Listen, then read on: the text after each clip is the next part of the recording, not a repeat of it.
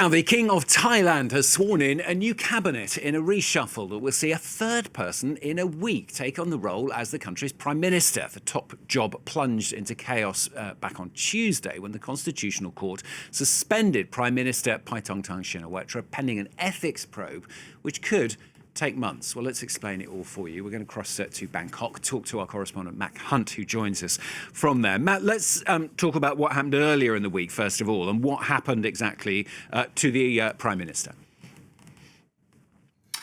Yeah, Stuart. So just a couple of days ago, the Prime Minister was temporarily suspended by the Constitutional Court following an ethics complaint that stems from a leaked phone call between her and Cambodian leader Hun Sen. And on that phone call, the Prime Minister expressed what appeared to be some disagreement with the Thai army, who is now managing a territory dispute at the Thai-Cambodian border. And the implosion that caused here in the country has been seen over the last couple of days. Now she's been suspended, but in following the aftermath of that phone call, several complaints were lodged against her, and the one accepted by the Constitutional Court is just one of them. But inside of all of that, there is the feeling that she essentially is not, she said things that were a threat to Thailand's national security and do not uphold Thailand's sovereignty, which caused her largest coalition partner to exit her government and join the opposition. And this has all been mounting on top of the general lack of public trust in this prime minister since she entered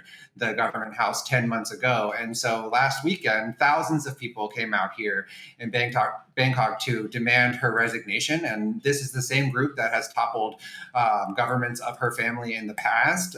They're not currently asking for a coup. They've actually been quite clear that that's not what they want, but they most certainly do not want to see this prime minister in the current government. And they've accepted that this is a temporary solution, and they're holding off on going back into the streets, but they are relying on non-democratic institutions to, as they say, hopefully remove her from the government. So what's actually happened today then, as it were? What does it mean for the new government?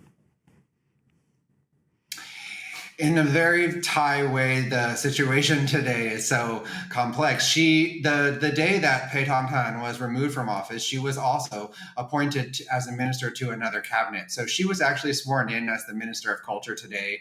And the caretaker prime minister passed along the role to Phumtham Wechayachai, who is now the acting prime minister. And the government is essentially collapsing, as far as I can tell. It is hobbling forward.